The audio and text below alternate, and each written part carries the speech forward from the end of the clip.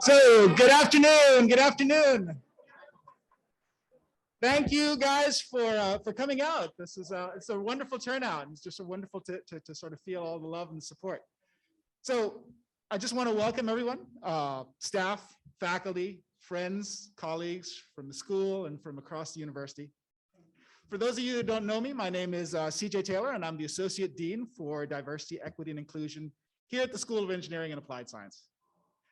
I want to thank you all for coming to help us celebrate a great day for the school. Today is a day where we get to look back and celebrate a remarkable legacy that has been bequeathed to us, while also looking forward to the future with an investment that will help us serve future generations of students, faculty, and staff.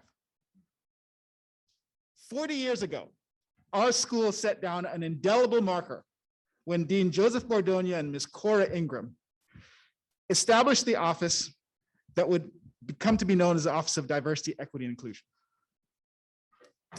They had the vision to found this office based on the very Philadelphian proposition that all engineers are created equal.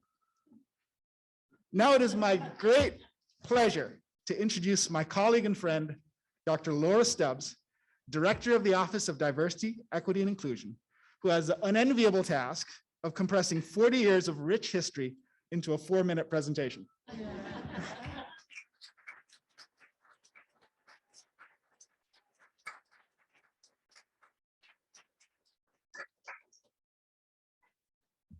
Thank you, Dean Taylor. Right.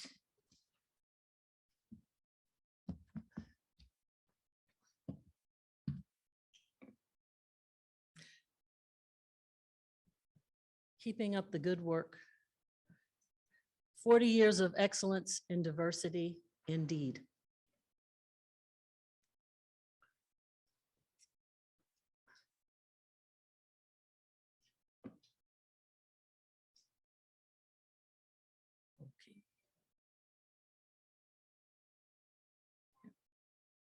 Okay. All right, thank you. All right, yes, let's hear it for Lamont.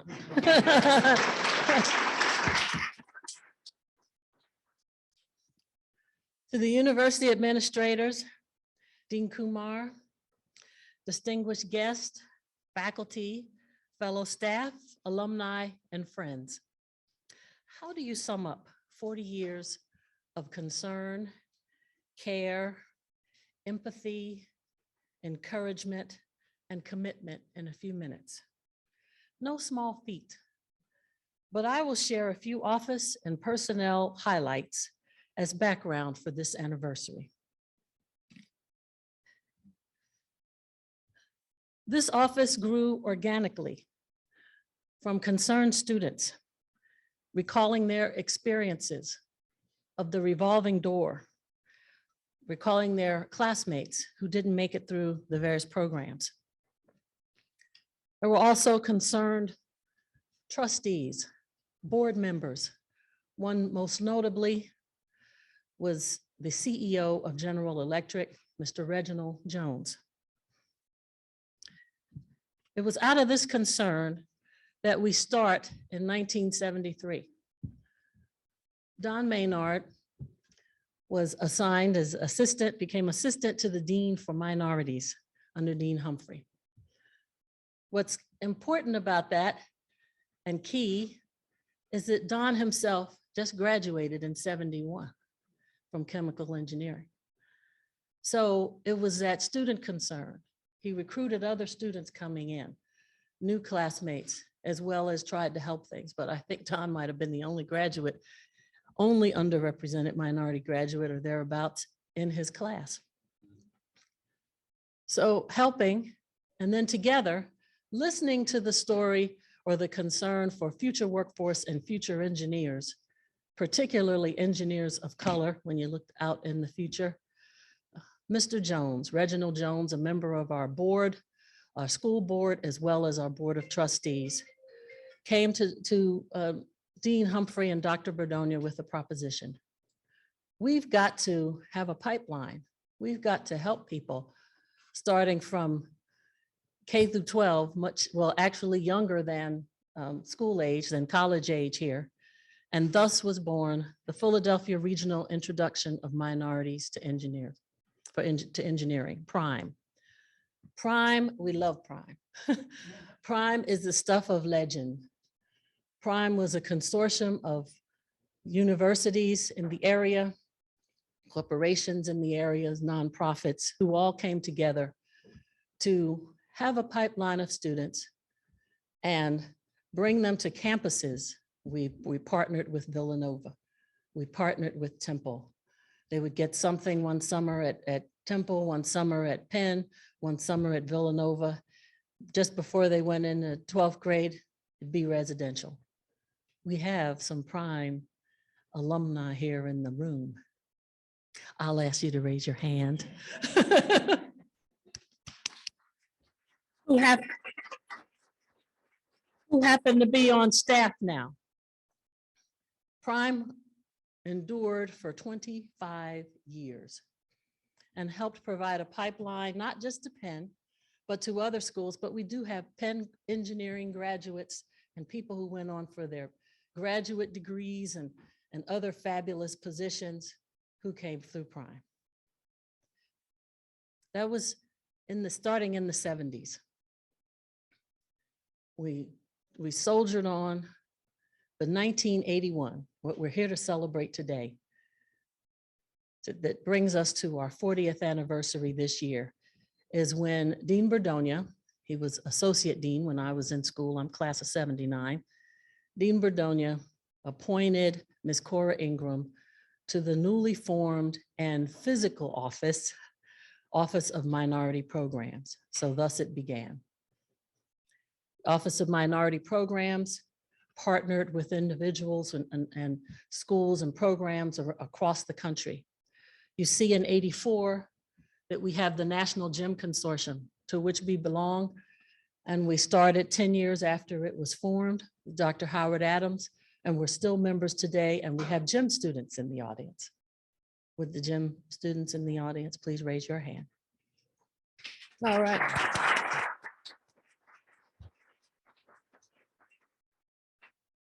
Let's move up the timeline a bit to 1989. William Penn Scholars, and I place it in red because it was not just engineering, it was a STEM initiative, STEM. So therefore there were graduates of science, technology, engineering, and math science, graduates in the college, SAS, as well as CEAS. This was funded out of the provost's office. Also at the same time was a university-wide committee that looked at minority permanence.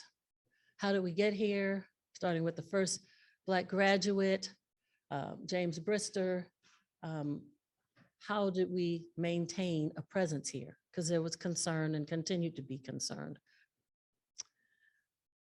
We have fellow friends, that PRIME consortium, many of them were in PRIME. Some of those same universities and institutions also came together. 9 institutions altogether, 3 historically Black colleges and university, Community College of Philadelphia, Temple, Drexel, University of Delaware, New Jersey Institute of Technology, and Penn. We came together to have a Lewis Stokes Alliance for Minority Participation. 1993. So we'll be celebrating an anniversary, a big milestone, major milestone anniversary for that program. Just like Jim, that program endures today. I place both of those programs, William Penn Scholars, the Lewis Stokes Alliance, LSAMP, in red, because once again, we're looking at STEM and across the university, not just engineering. Well, while in grad school, myself and a colleague, now Dr. Jesse Johnson, and I were both PhD students. We happened to have attended with our friends in Wharton, their African American MBA Association. They have a yearly meeting, and they were raising funds. We met alumni at Wharton who were raising funds for the Whitney M. Young Jr. endowed chair. And we got the idea, hey, we want an endowed chair. I recall having conversations early on with development. George wasn't there yet, but we had conversation with development office here in engineering and said, we want an endowed chair too. We had a little bit of a slight problem. We couldn't fund it quite like Wharton. You know, Wharton has the big bucks. But we pressed on. We wanted to honor our first director emeritus, Ms. Cora Ingrum. It turned into the Cora Ingrum Fund, which we have today, to provide supports for the office, to help supplement research dollars and things, to provide any support that the office may need. And like I said, it endures to today.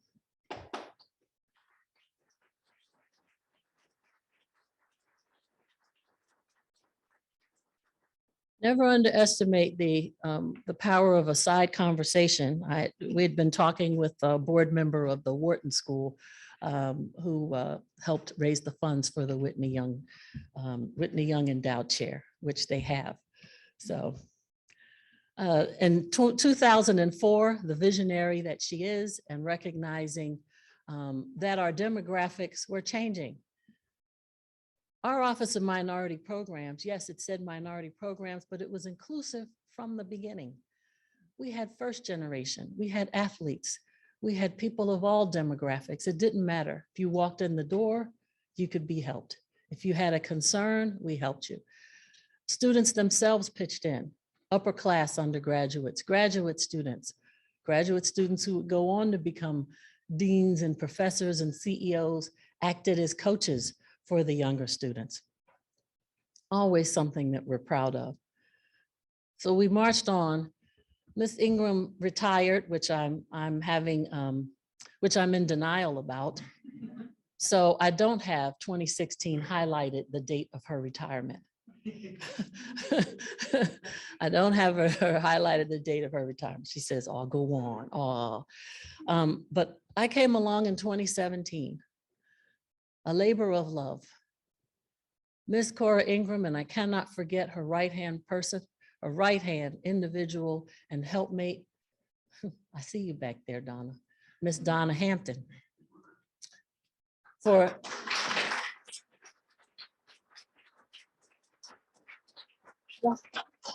was with the office from the jump, from the door. Since 1981, it was Cora and Donna. Miss Yolanda Asoka joined them. Before I came along, I don't remember the exact year, Yolanda, I'm sorry. But I'd retired, was wondering, what to do. This is a labor of love for me.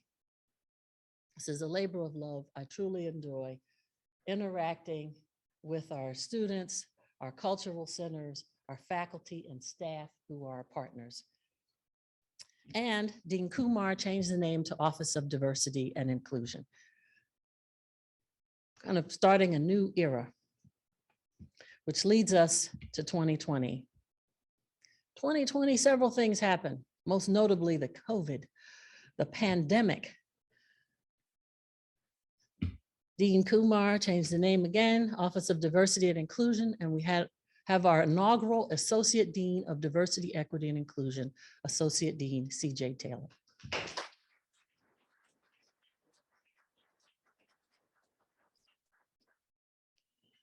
Also in 2020, we received the American Society of Engineering Education Bronze Award for Diversity Recognition for our history, our legacy, our programs, et cetera. It was kind of undershadowed because nobody was here. We couldn't have an in-person conference. I was really looking forward to it. Us walking across the stage, getting the award. There is only one level of award given, and that is bronze. But we were proud to get it. It's in recognition for all that we're doing and all that we continue to do, which leads us to today. I'm so happy to see all of you here in the room, see all of the people on Zoom. I thank you because without you, we couldn't do it. Thank you.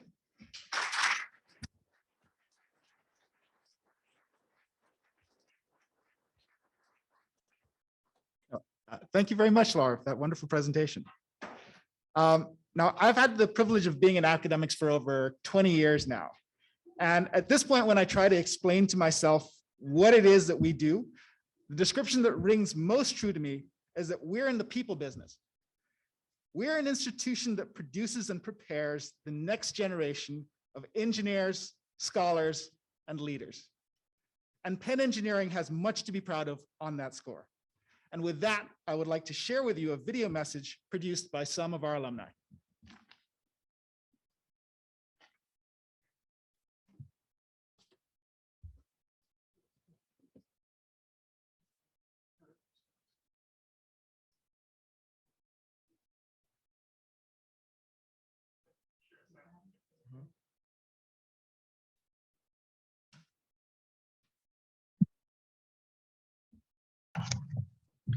So when I think of the Office of Diversity, Equity, and Inclusion, the words that come to mind for me are community, support, guidance, safety, and reassurance. Throughout my 4 years within Penn Engineering, the things that the offices have provided for me is exposure to new opportunities that has really shaped my experience at Penn and has given me the chance to meet so many talented, motivated individuals. And I'm grateful for this space as it's helped me to feel seen, understood, and valued. And so I hope that the future for this office brings growth and opportunities for more students to benefit from its programming and more visibility within Penn Engineering. Okay. During my last 4 years at Penn, it was really challenging to find a space where I could be seen and heard. And during my sophomore year, I was able to enter a very special community, the Office of Diversity, Equity, and Inclusion. During this time, I not only was able to grow as my individual, but also grow our community and empower those around me. During my last semester at Penn, I've had the opportunity to see the new office come to life, and I'm super excited to see what the little space that we had before within the Penn Engineering community will become, not only in its size, but also the extent of community and outreach that it will be able to have is something that is very exciting, not just for our recent alumni, but I'm sure for the alumni to come to reflect upon the growth that this office has had over the last 40 years. And so in the upcoming years, I'm sure that the ODEI new office will have so much more exposure and be allowed to expand the resources for the Penn Engineering community. So the Office of Diversity, Equity, and Inclusion has, for me, been a place of support, a place of comfort, a place where people who historically have been marginalized, have been set aside and overlooked due to various dynamics within institutions at large, and Penn Engineering, the office represented a place where those people could come together, not just to commiserate over said marginalization, but also to learn from people who had been there before, to gain support and guidance from people who had their best interests at heart, and learn to grow as individuals, whether that be in the engineering discipline or outside the engineering discipline. I think it really was a place where people within Penn Engineering could really feel comfortable enough to be themselves and to find others who are willing to help them do the same. And I hope that with the installation of the new and improved ODEI space, that those dynamics and those trends for supporting marginalized peoples and for providing them a space to learn and grow only continues to improve. The meaning of the Office of Diversity, Equity, and Inclusion is multifold to me. ODEI and its people have always signified radical tenderness and intentionality put into action. Throughout its various denominational iterations over the past 40 years, ODEI has served as a space to dream, cry, think, discuss, learn, and rest. The 4 Black women who have ensured its continued survival and longevity over the years, Ms. Donna Hampton, Ms. Cora Ingrum, Ms. Yolanda Soka, and Dr. Laura Stubbs, have all in their own ways taken on multifold occupations during their time as heads of the office: academic advisor, life coach, steadfast confidant, finance manager, dutiful snack provider. Their presence and the presence of the friends I had come to make in ODEI were a solve both during and after Penn, giving me a group with which to weather the highs and lows of life with. ODEI and its people taught me the importance of building networks of support wherever you are, trusting yourself and your abilities, and to chase the magic that occurs when you live in your purpose and dare to imagine new realities. Above all else, ODEI taught me how good it feels to care for others and how to be cared for by them. ODEI exemplifies what's possible when you choose to lead with joyful attention, sublime optimism, and gratitude. It is paramount and my hope that ODEI is empowered to continue this vital work for years to come. And it is because of this hope that I and 6 other alumni of ODEI came together to form the ODEI Alumni Board as a means of supporting the office that gave so much to us during our respective times at Penn. Our board's mission is to work with ODEI to engage with and provide support for the office as well as the students it serves, while also serving to build community among ODEI alumni, students, and the office itself.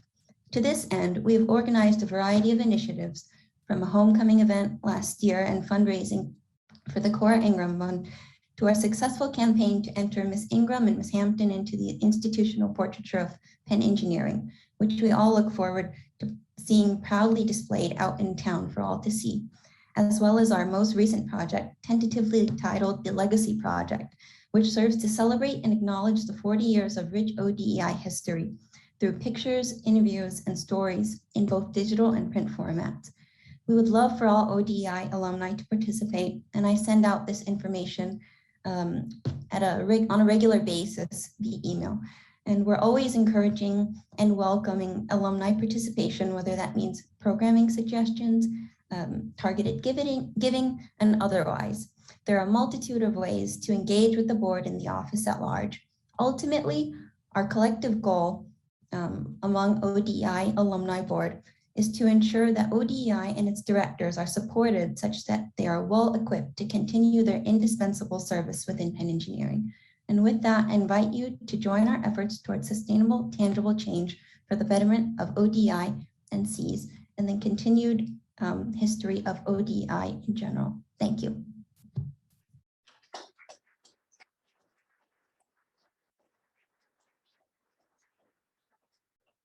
Great. Well, fantastic. As you've heard, so for over 30 years, Ms. Cora Ingrum led Penn Engineering's effort to recruit and support underrepresented students. She co-founded the pre-freshman program here at Penn Engineering, which has since been institutionalized or stolen, depending on how you want to think about it, across our campus, and has now affected many more students than just engineers. So it's a wonderful, wonderful legacy. She co-founded the National Association of Multicultural Engineering Program Advocates, and in 1997, she received the Presidential Award for Excellence in Science, Mathematics, and Engineering in Mentoring. And now it is my great pleasure to invite Ms. Cora Ingrum up to say a few words.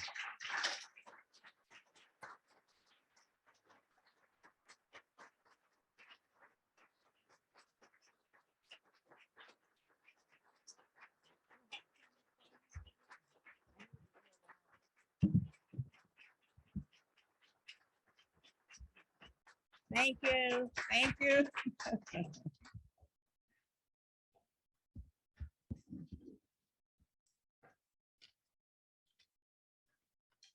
It's a delight to see everybody and old friends that I haven't seen for a long time due to the pandemic and what have you.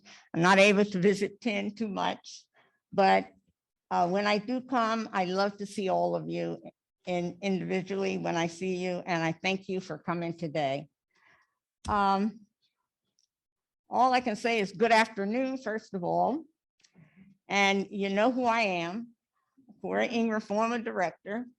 So I have to say congratulations to Dean Kumar and Laura and Yolanda and the rest of the staff, and also Donna Hampton, because it has been a long time coming. And this is great to see. So with your current staff that you have now, Dr. Laura Stubbs and Miss Yolanda Ahsoka, she's a graduate ed, and of course Laura's engineering, but it's great to have that comparison because they can do magnificent things and have done So you have excellent help here. So utilize that help and make them feel good and comfortable and happy with what they're doing, because the students are great. I love the Penn students, and I had fun working with all of them, and I still keep relationships going on with our alums, and even go to their weddings and see their babies and what have you. So it's great when you have that family relationship. And I think that's very important, because that means that you care, and you got to care about these students and love them, because the students are paying a lot of money to come to the University of Pennsylvania, and it gets higher every day. You don't know what their parents had to do to get them here. So make sure you treat them with good, loving care. And that's a nurturing thing, not coddling or anything like that. You want them to learn in the right manner and learn kindness and respect and different things like that. So it's important that you have people around to share that with them and to let them know that. During our tenure of programs have been successful with, as you see from the slide, with exciting results of increasing enrollment of underrepresentation of minority undergraduate and PhD alums. It has been outstanding. One year we graduated 13 PhD African-American alums, and that has never been, and I hope to see it again. But they're now joining the workforce, corporate America. They're medical doctors, lawyers. What else I can say? They're CEOs, and quite a few of them own their own companies. I stay in touch with a lot of them. So it's wise to take care and treat people the way they wish to be treated, because we have a group of diversity. And also you have people from all nationalities. So you have to learn to live with each other. And I think that's what America needs to do today. We have PhD alums that are faculty at very excellent institutions. And I tried to acquire many of them here. But unfortunately, they went to other places. But we have a great deal of PhDs that graduated who are doing fabulous. You'd be surprised how well they're doing. So take advantage of these underrepresented representatives of minority students, be it foreign or American. Our SEA, what else did I want? I wanted to say that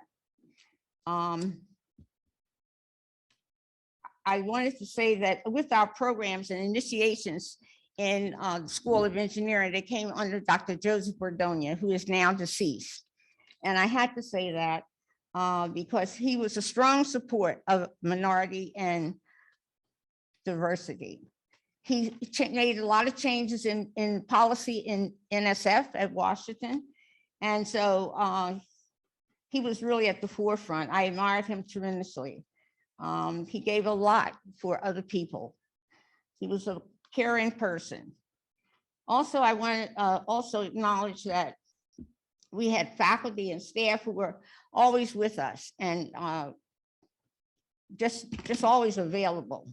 Our faculty, when we had the NSF AMP program, which we've had for 25 years, as Laura stated, they would work with us and just did not ask for money, because we had a small budget. So we got it from NSF.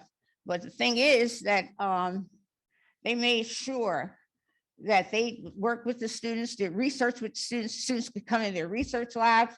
And this started from freshman year throughout their senior year. I wanted to make sure that students realized if they didn't like it, they didn't know if they hadn't done it. So I really requested a lot of times for them to do it if they were very good students, because they never knew what information they could acquire by working in a laboratory. And it was really beneficial, because everybody that went on, they went on to graduate degrees and what have you. We had a 98% enrollment on that number. So that is very important, to keep them stimulated, to keep them interested in your different research topics or in the departments. Everybody does research here. So if it's not here in engineering, it's at other institutions and also around the university, because a lot of our students work at other places in the university and they figure out what they like and what they don't like. And that's what they need to do in order to continue on in graduate study. And we insist on graduate study. That's why we went into June. What else I can say? I wanted also to thank some people, but with these, I should mention, the new suites are beautiful. So I think you should take advantage and look at them, because for the diversity, equity, and inclusion, it consists of more student rooms, more student facilities, which we had only one room. And it was only Donna Hampton and myself for many years. So take advantage of these opportunities and make sure your students take advantage of this, and also the study groups that are on campus. Make sure they succeed and not fail, and that you have to fail them or whatever. It's very important that they take advantage of these groups, because you have a conference room, you have meeting rooms, interaction with staff, faculty, and students at all times. And you can't say you never see your faculty person, because that's your responsibility to make sure your students see these people. And if not, you should make them accountable. Also, I would like to thank people at this time. And the people, one person I want to thank with my heart, which is Miss Donna Hampton. Donna.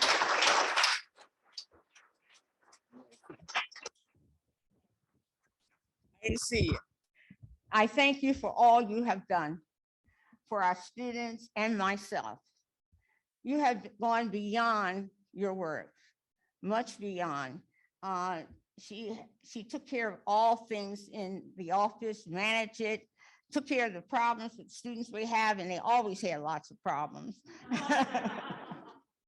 And she would always know how to console them and make sure that they would. She said, "You got to see Miss Ingram." And then I'll say, "Well, who is it?" She says, "They need to see you, Miss Ingram." So she always knew, because we get to know our students. And it's very important that students get to know their professors, their advisors, because you need to have that relationship.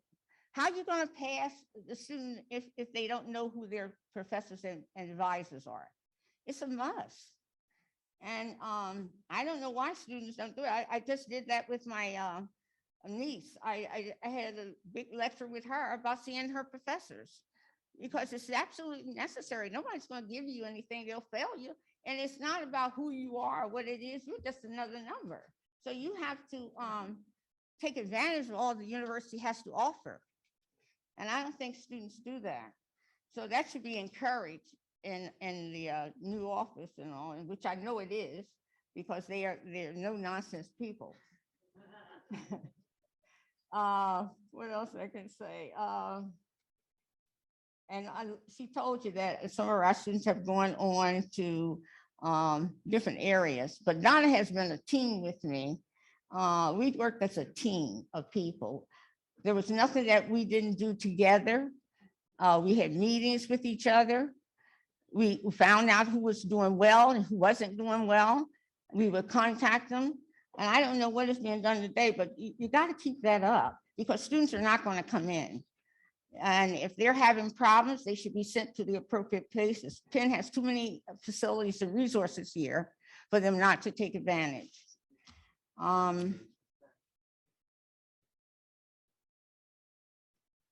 So I just want to say that's why our students and alums love Donna Hampton. They stay in touch with Donna, whether they're here or they graduated or alums or whatever. And both of us, wherever I travel to, I always try to stay in touch with our alums by calling them, letting them know I'm in town, and just to say hi and see what they're doing. But they stay in touch with us. Just last week, Jesse Johnson just sent me a box of beautiful fruits and things like that. And I said, Jesse, to myself, I'm by myself. I don't need all this stuff. But he sends me so much. And so I love our alums, and I take pride in being here at Penn, because I love my job and I love the students who are here. And Donna, you're a dear friend and a colleague, and I'll never, ever forget you. And I'm always here for you, and I love you. And she knows that, and she loves me. We love each other, and we stay in touch.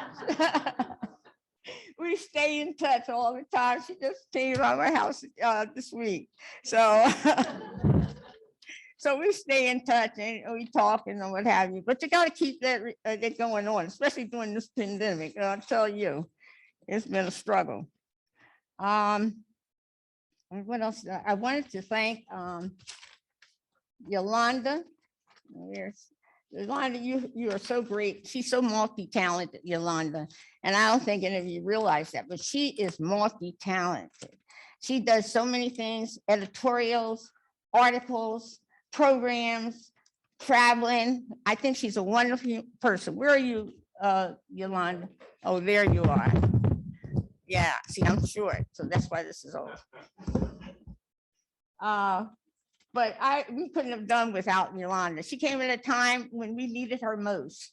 And I tell you, because we was only Donna and myself, so we needed someone extra. And so it was great to have her come in, take over as well as like Donna does.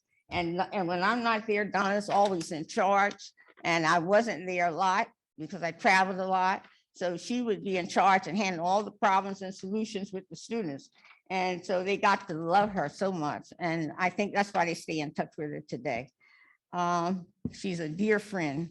Now I want to thank Dean Kumar, but also I wanted to thank some other people because without them, we wouldn't have had, I hope I only have a few minutes, but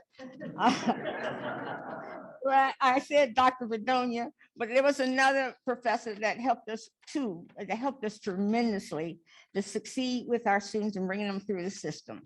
And one was Dr. John Keenan. I love Dr. Keenan. He was so great and he was always accommodating and would meet me many times before we meet the meetings and things like that. And I appreciated that and I appreciated him. He was very good. And as he left, Dr. Vanderspiegel, he was another one. So Juan Vanderspiegel. So I cherish those people because they help make us succeed in what we wanted to do. And that's what you need. You need support. Our programs need support, whether they're minority, whatever, you need support. And if you don't support, you're not going to get any results. And you have to do that assessment. Last but least, I'm going to thank Dr. Kumar because he's been fantastic in helping us and helping me through the years when I was here. And also, I'm happy that he's doing the right thing.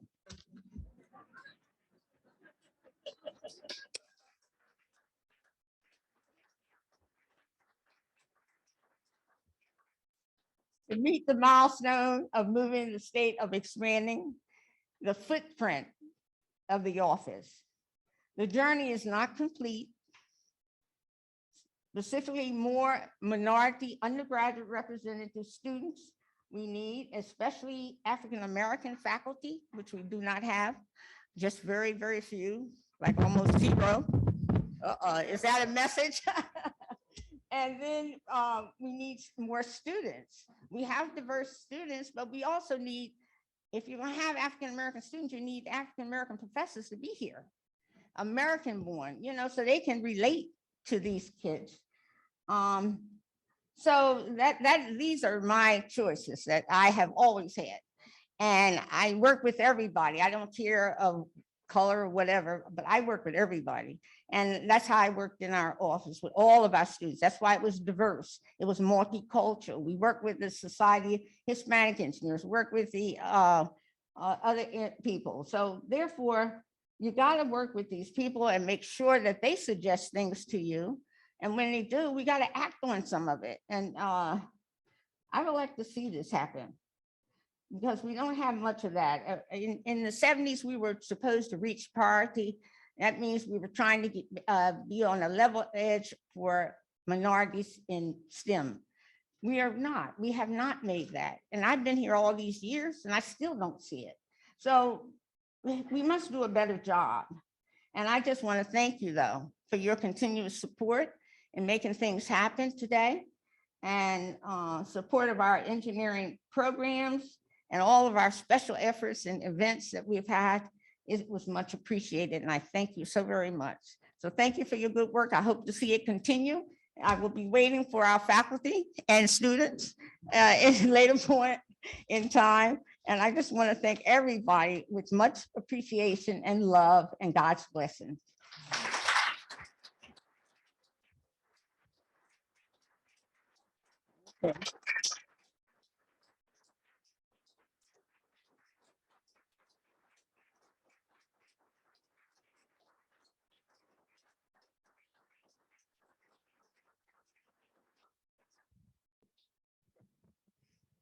Hey, thank you very much, Cora. And now I have the great privilege of inviting up Dean Vijay Kumar, the person who provided the leadership and resources needed to redouble Penn Engineering's commitment to building inclusive spaces, to say a few words.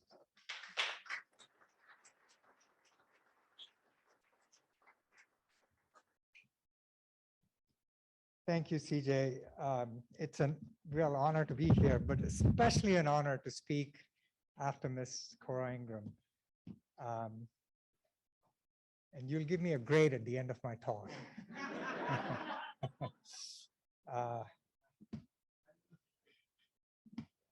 First, can you just set that up? It's a terrible mouse.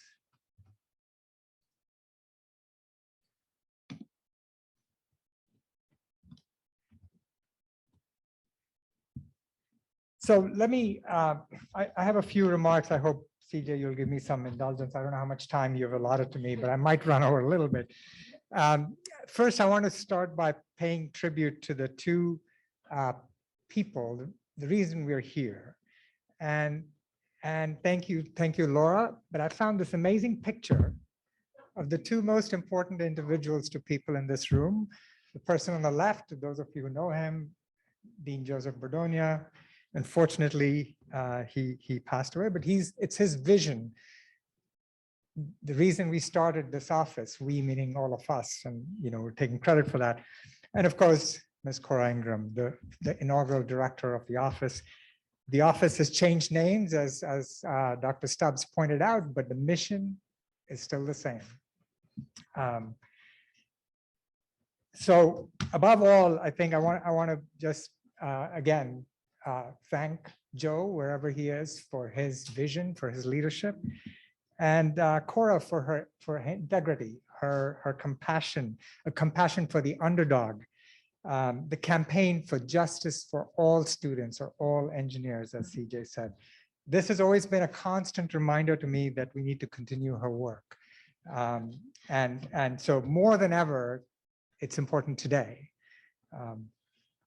So DEI for us is not just a priority, not just a priority, it is the strategic priority. In 2019, 2020, we got together to formulate the new strategic plan for the school, informed by the mission of the university, the values that President Gutman has in her presidential Penn Compact. And from that, we distilled challenges and opportunities that were relevant to engineering. And the number one thrust for us is to focus on inclusion, diversity, and equity. Above all, it's about talent. It's about recruiting talent, nurturing talent, making sure they stay in engineering. I remember something that Joe used to say, and I never really understood it until 20, 30 years later. He used to say, we cannot afford to lose a brain. And of course, he meant engineering brains, right? What other brains are there? Sorry, Chaz. But that reflected his commitment to recruitment and retention. At every level, he wanted to start at a K through 12 level. I think he did more for the Philadelphia School District in terms of engineering than any other dean, I can safely say. And we want to follow in his footsteps. And I'm truly grateful that CJ Taylor, my colleague and friend, has brought that same enthusiasm, the same energy to this effort. Next, I want to thank CJ and Laura Stubbs for really expanding the office and the scope of this office. Clearly, Dr. Stubbs and Ms. Osoka are the anchors, But now Dr. Osek Eki has taken this towards programming for graduate students. Daniel Miller Ueda, soon to be doctor, is pushing forward in community engagement and outreach. And of course, Rita Powell has always been a tour de force in the computer science side of things, particularly working with women. And Emily Delaney brings with us a useful bridge to research and academic services, particularly academic advising. And so, yes, we have a bigger office. We also have an expanded staff because we have more to do today. And this has not happened overnight. It's hard work of many people, particularly the leadership of CJ and Laura. I also want to thank the Penn Engineering leadership team. And this includes, of course, CJ, who's our MC. They've been instrumental in articulating the strategic plan and what I would call mounting an all hands on deck approach to diversity, equity, and inclusion.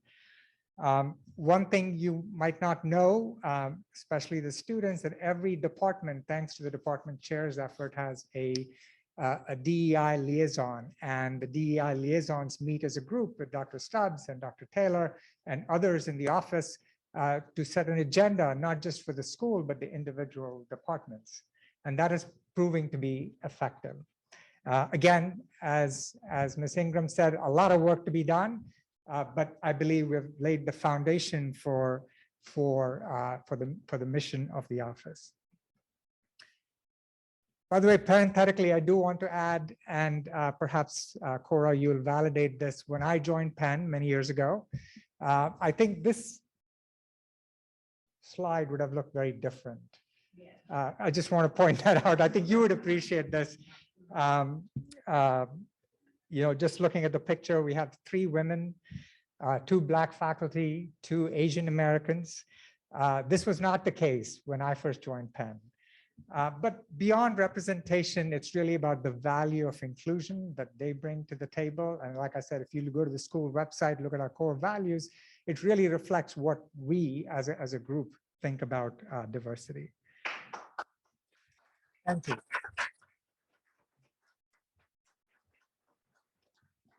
So enough about celebration. I'm going to show you 2 charts that are very sobering. The first chart is about hiring. And this is, I went back, prompted by this event, the significance of the 40 years. I went back in the school's archives, and I won't tell you where they are. But this goes back to 1975. And for those of you who don't know, the School of Engineering and Applied Science was founded in the 70s, and I believe it was 74. Historians might correct me there, but around that time. Before that, it used to be 2 different schools. And so these are all the hires since 1975, and I singled out URMs and URM hires and women. So if you don't look at the absolute numbers, you might think we're doing a fantastic job. I mean, look at that. That looks like Moore's Law. But then a closer look, you look at the numbers, and we have a lot more to do. So over the last 5 years, we hired 7 URM faculty and 17 women, which is a lot better than the previous 5 years, and so on and so forth. But I hope you'll agree we're going in the right direction, and you'll give me a C- grade at the end. I also want to share with you the other sobering statistics, and this is just a 10-year history, something that I keep track of. And here you see the tenure track faculty plus practice professors. So everybody with the title professor is reflected in this slide. And the best way I'd like to describe this is a tough slog. We're working hard. You can see the absolute numbers increasing, but the question you should ask is, are the percentages increasing? But they are, but very, very slowly. But this is something we're committed to, not just me, but the leadership team in the School of Engineering and Applied Science.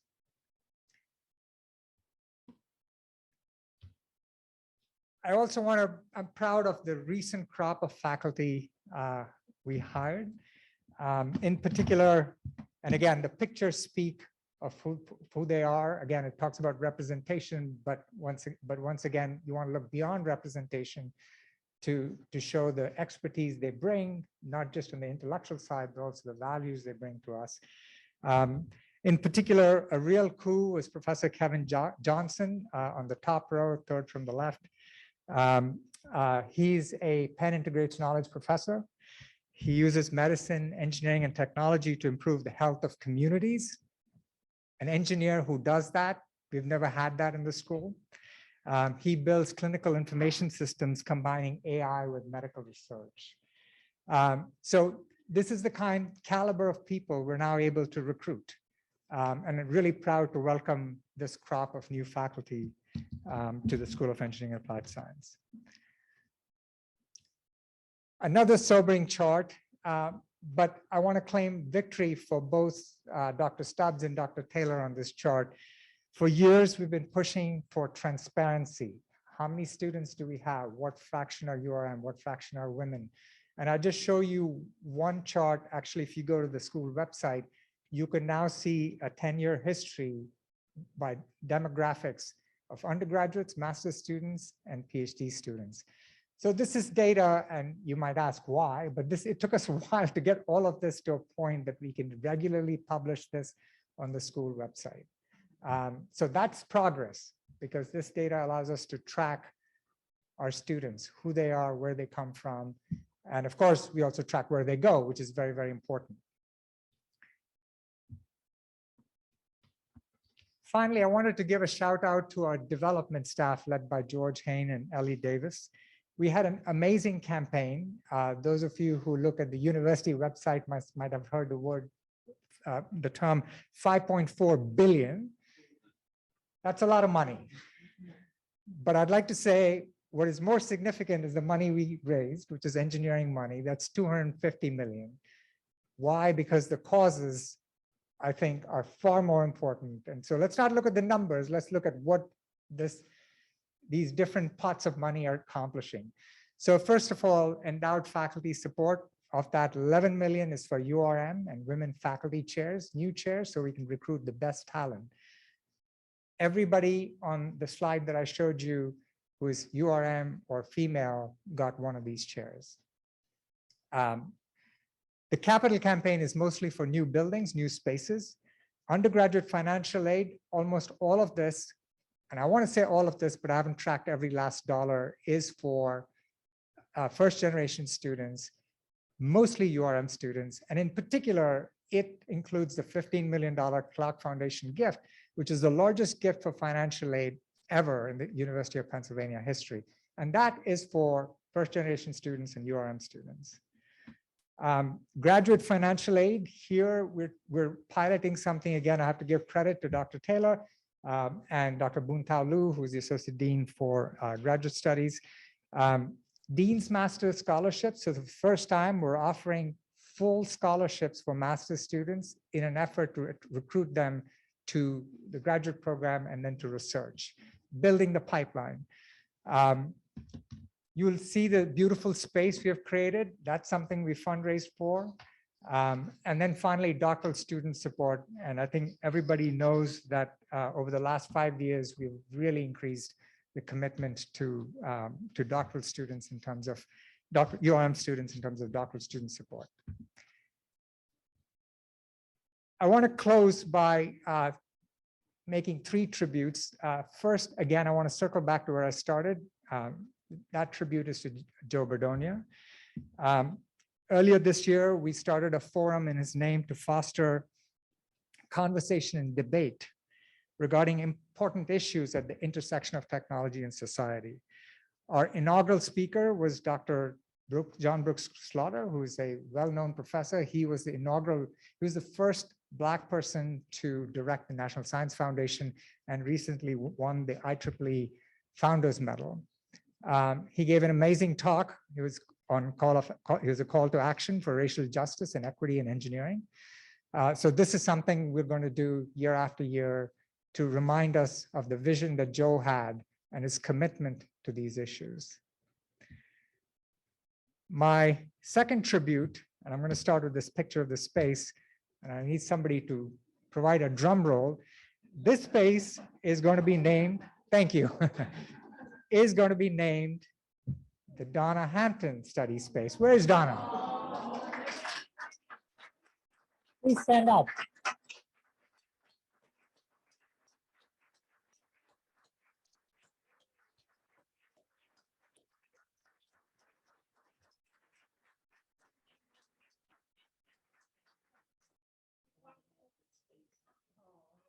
And I need another drum roll for this space. Thank you. This will be named the Cora Ingrum Conference Room.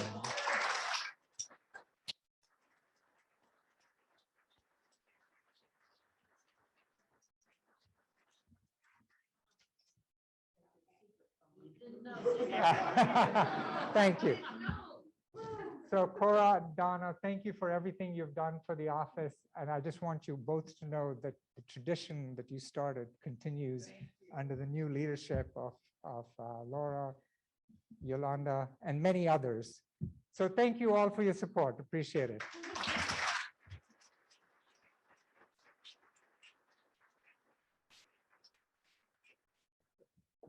So one of the many things that Penn Engineering has going for it is the fact that we get to offer our students a great engineering education, along with the context and perspective provided by an Ivy League campus.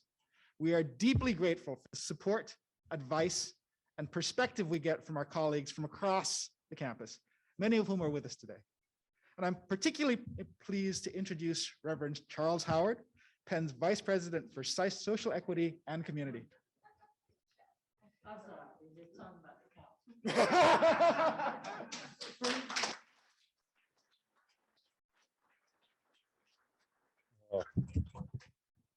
I will speak very briefly. I hope you're seeing the love you're getting in the chat. By the way, it was wonderful seeing all the old alumni shout you and Donna out on in Zoom. You're such a blessing to so many of us. Greetings to Dr. Stubbs and Dean Taylor, my good friend Dean Kumar, Queen Cora, Queen Donna, everybody here. Thank you for all that you do to make Penn a wonderful place. Whether you work here, or whether you study here, or whether you do both. I want to speak something personally, and then a word about the new space, and then I'll get out of the way so we can go cut this ribbon pretty soon. I was not one of the brains you were worried about losing. I was a lowly urban studies major up the street, but I went to at least 4 NSBE conferences, not just for the free food, especially for the free food, but for the support. And it was folks like Crystal on the chat, and Latressa, and Darnell DeGand, and others, Athelston Bellarand, and other kind of people who looked out for me. And when the bottom started falling out for me academically, brought this urban studies major down here to meet with Cora and Donna. The work you do in engineering affects the whole campus. The care you provide for students here is care that impacts people who've never taken a class in this wonderful building. The work that you engineers do changes the world. The work that you folks in Penn Engineering do changes lives, including mine. And so I am eternally grateful for the way you looked out for an urban studies major way back in the day. And so I join the many voices that are saluting the great legacy of 40 years. But this history goes back longer than that. There's a gentleman named Joseph Hunter Lewis, who was the first African-American to graduate with a mechanical engineering degree at Penn in 1892. And one of his classmates who was in the med school, Nathan Moselle, talked about the experience of being a Black student at Penn back before the turn of the century. And there was only a handful, including James Brister, maybe less than 7. And in Moselle's biography, he talks about the experience of being allowed to matriculate at the university, but they weren't allowed to actually sit in classrooms. They set up a chair just outside so that students, Black students, could hear the lecture, but weren't allowed to ask questions, participate in the conversation. They didn't want to see their faces of color. They could be here, but they didn't want to be seen. Can you imagine how hard it is to do engineering like that? Where so much of the work you do is hands-on, is asking good questions, is sort of exploring, breaking things down, building things back up, to do it in a place where you're not welcome, where you can't even sit inside the classroom. And then today, you're opening up a new space, affirming students of color. It is profound. It is more than 40 years that you're celebrating. It's pushing back on the struggle of folks who look like a lot of us in this room. It's celebrating the endurance, the perseverance, celebrating all that's been built over this time so that we could get to this spot where we are right now. So I'm thinking of folks like Joseph Hunter Lewis and many people whose names might be lost to history, who stuck in there so that we could celebrate what we're celebrating today, so that we could have school leadership that looks like this, brilliance of scholarship that looks like this. I'm excited for the future too. I have 2 kids in high school and a surprise second grader. That's another story. But, and I'm hoping that maybe one of them will be an urban studies major, but maybe one of them will also go into engineering and maybe study in spaces like the spots we're dedicating right now. So I salute you. And I'm so grateful for the work you have done, the work you are doing, and the great work that you will continue to do here at Penn Engineering. Thank you.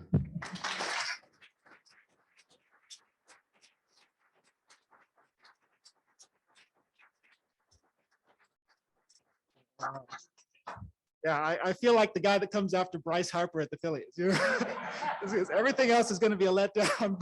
But with that, I just got a few more things I would really love to say. It's really my great privilege to be able to thank some of the people who helped make our new office space in this day a reality. So first, I'd like to thank Shambrell Jones and all of my colleagues in ODEI for helping us to envision this event, pull everything together, to Lamont for coordinating our extremely complex AV. With regards to the new space, I would like to thank my dear friend, Dean David Meany, for his leadership and vision in finding a space for this office in the engineering complex, which is equivalent to solving a giant Tetris puzzle, but in 3D. So Mike Matthews, who was instrumental in finding the resources to make this all work, which is not easy. Now, I want to point out that this entire project, in terms of the new space, went from concept to execution in under a year during a pandemic, which is a truly amazing accomplishment. It's like they would say of Ginger Rogers. She did everything that Fred Astaire did, except backwards and in heels. That's kind of what it looked like watching this progress come together. So I would like to thank Joanne Titcomb, the lead project design engineer, and the indomitable Leandra Davis from the Office of Planning, Design, and Construction at CU. Drove the project from start to finish. David Halter, our FRES project manager, Treff's Engineering, Boyd Cost Control, and TN Ward Contractors for executing the project so swiftly. Killian Feeney and the entire engineering operations team who are up at 5 in the morning working on preparing the space. You guys are amazing. We're incredibly grateful. My colleagues Yolanda Silka and Laura Stubbs for their great ideas and input to the design process. And last, but certainly not least, Philip Ryan, the principal architect, Sierra Helvey, and all of the staff at Studio Mode, who did an incredible job of handling the many inputs to the design process and imagining what the space could be. Please join me in a round of applause to thank all these amazing people.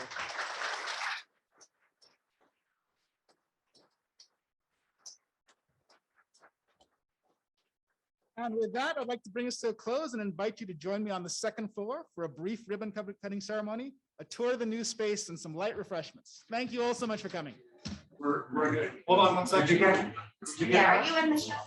Yeah, why don't you come in a little closer? Yeah. Just. Come in a little closer. Right there, is that That good? looks great. We're good. Yeah, everybody smile here. I'm smiling. Your eyes. All right, go ahead.